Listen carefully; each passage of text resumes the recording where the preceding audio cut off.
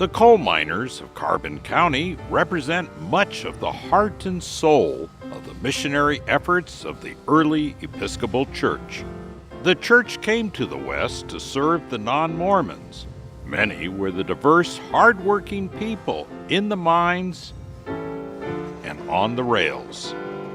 They and their families presented a need for schools, medical care, and sometimes even a church.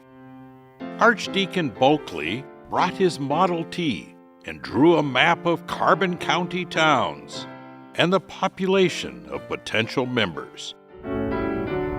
Many of those places are now gone.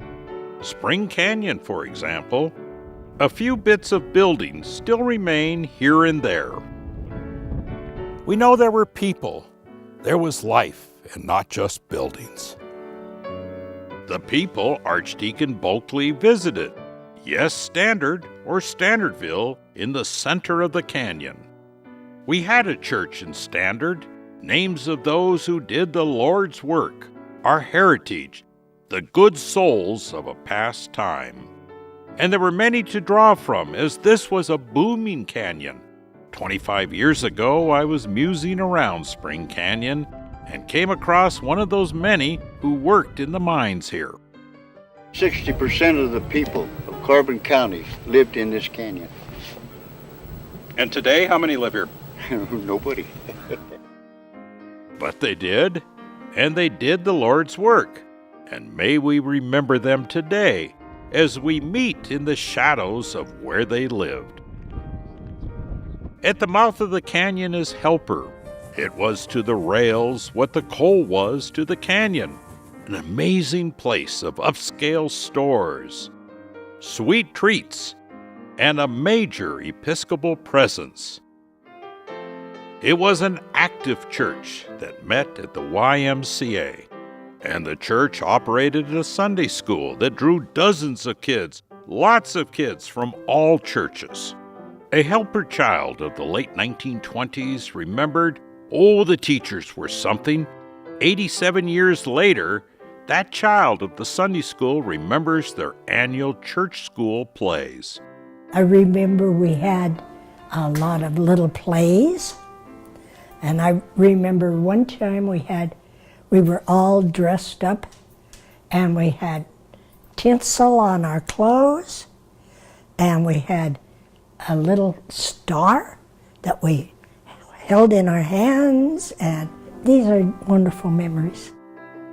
You don't forget that. Further on down the road was Castlegate. Now we have stories of the priests walking from Helper to Castlegate for Sunday services. There were 3 Episcopal churches and 3 services, all within maybe 10 miles, and we haven't even gotten to the 3 other Episcopal churches that were 10 to 30 miles east of here. Indeed, the church promised to serve the miners and the rail workers, and it did. Father Bulkley said there was enough coal here to keep the needs of the entire world going for 100 years. And towns sprung up all over Carbon County.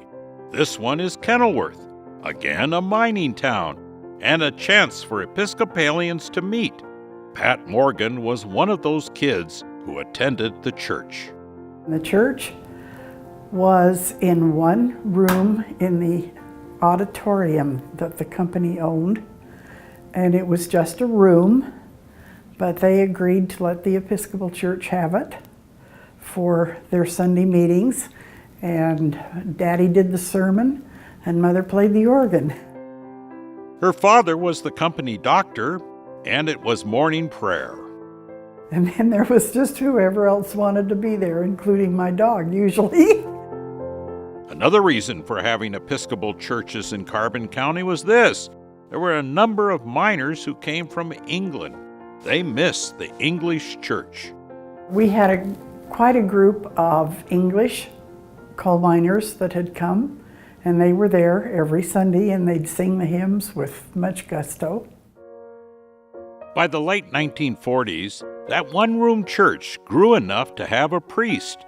He arrived as a seminarian and was ordained as the priest of Ascension Church in Kenilworth. Churches continued to grow. By 1960, we see these pictures of St. Matthew's in Price. It was when there were just a few folding chairs and a church just under construction. Meanwhile, the Trinity Church congregation built a new building in the 1960s in Dragerton, later called East Carbon. Growth also happened because of a colorful priest named Stuart Finch, who served all of the Carbon County churches. And he had been in Hawaii for a lot of his college work, so he played the ukulele and he sang and he did the hula, and he had every kid in Kenilworth coming to the Episcopal Church for youth group. Oh, he was a busy man. Within a little while, he was vicar of about everything south of Provo and added visits to Moab. He was also vicar of the church in Dragerton and Price, and then officially vicar in Moab. Yes, the vicar of St. Francis. Well, over the years, some of the mines didn't quite last, nor did some of the churches. Our wonderful church in East Carbon was one of the last to close. May we remember all the people of our Carbon County heritage in our prayers today, as we meet in the shadows of the mines they toiled in the cities they made better, and in the goodness they left in the name of the Lord. May we pray that we continue their work. Amen.